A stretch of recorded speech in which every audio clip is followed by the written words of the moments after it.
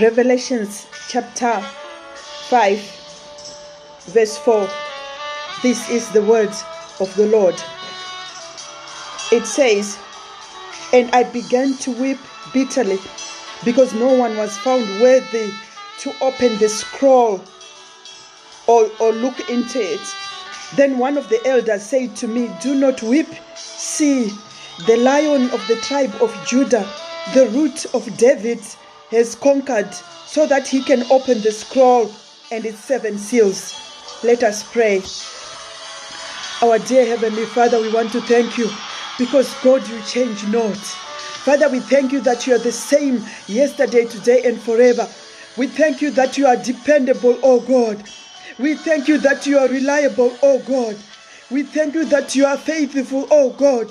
And we thank you that there is none who is like unto thee in heaven and on earth. For there is no other name, Father God, in heaven and on earth that is like unto thee. The Bible says, Father God, give it a name. Every knee shall bow before it.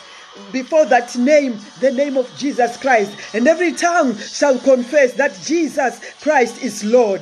We thank you, our God. I pray for my listeners. I pray for my viewers. I pray for whoever will come across this video, that let the hand of the Lord be upon them. Touch their lives forever, that they may not change, that they may change for good in the name of Jesus. I thank you and I give you all the glory in Jesus' name. Amen. Greetings to you, family, in the name of Jesus Christ. And I want to greet you wherever you are, and I want to say good day to you. Good day to you, and we thank God that God is the life giver. He gives us life and He gives it in abundance, the Bible says. Today we are going to continue from where we left yesterday.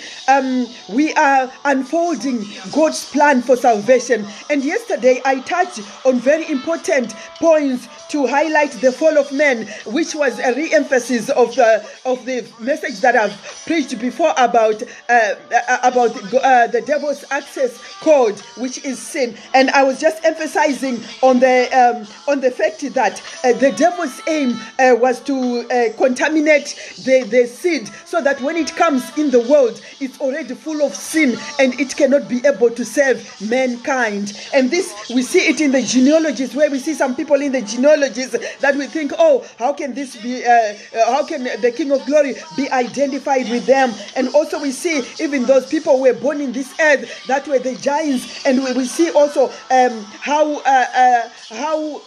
Abraham and Sarah connived to say, let us have a child. Since I cannot have a child, let's have a child through my maid Hagar. And we see the problems that have emanated because of such problem. And today we will proceed as we talk about the redemption plan of God. And I've just read a scripture to you there where John the Revelator was weeping, and he was stopped to say, do not weep. He was saying, who is going to qualify, to who is worthy to open this book? It says in verse 5, and I began to weep bitterly, because no one was found worthy to open the scroll or to look into it. But he was told by the elder to say that do not weep, because there is somebody who is worthy. The Lion of the tribe of Judah is worthy. And we know that when the Bible talks of the Lion of the tribe of Judah, is talking about Jesus Christ, who is the author and the finisher. And we know the qualities of a lion, what they are, that the lion is the king of the jungle. The lion the lion is in control. And remember, the lion also does not close its eyes. Its eyes are always open day and night. Whether it sleeps or it's awake, the lion is always awake. The Bible says, I do not sleep because of Jerusalem. And the Bible says, my eyes are to and fro upon the whole earth, to show himself strong to the enemy. And as I talk about the redemption plan, I want to explain the word redemption. Redemption, it means that God is delivering and is buying us back it means the thing has been sold already. But because it's sold now, because God speaks about the redemption plan of salvation, He is speaking about buying back. Because sin, we were sold to sin. Sin, we were put in bondage, which nobody could come out except by the blood of Jesus. And this is why God had to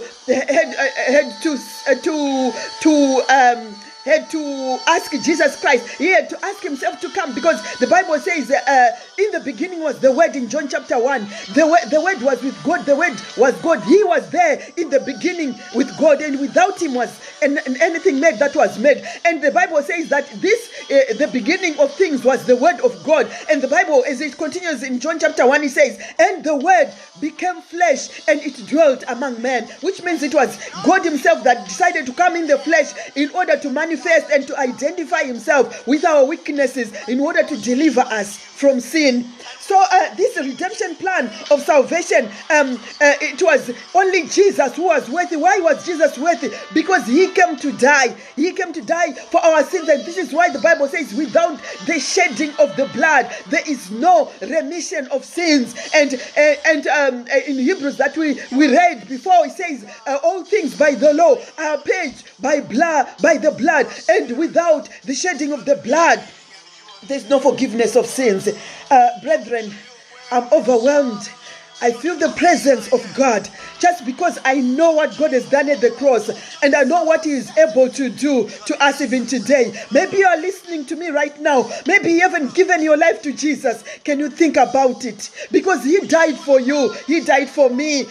He died for the world. The Bible says in John chapter 3 verse 16, for God so loved the world that he gave his only begotten son, that whosoever, and whosoever means whosoever believes in him should not perish but have everlasting life. Thank you, Jesus. Thank you, mighty God. Thank you, Jesus. What am I talking about? The redemption plan of God. And we see in the birth of Jesus Christ, we see that when Jesus Christ now came into the world, the Bible says that he chose a virgin, although they were engaged with Joseph, but he chose a virgin. Why did God choose a virgin? Because he wanted the blood to be pure. He didn't want the sperm of a human being, because that sperm had been contaminated already. So that's why Jesus Christ had to be born through the conception of a virgin. And that's why when we are proclaiming this gospel, we should talk about Jesus Christ, who was born of a virgin. Thank you, mighty God. I feel God in this place. May God Almighty be magnified. May he be worshipped forever. Thank you, Jesus. He deserves to be glorified. Brethren, if you're listening to me, or if you come across this video and you haven't given your life to Jesus, think about it. Because judgment is coming. He came to die for you and me. And it was not an ordinary death. It was a death to deliver people to come to him, back to him, to buy the people back to him, because they were in bondage. Oh, may God Almighty bless you, people. I can carry on. This is the redemption plan that I'm talking about. And we understand that God himself had to come to redeem, and he had to go into the womb of a virgin in order to redeem mankind. May God Almighty bless you as you listen to this. May he lift you up.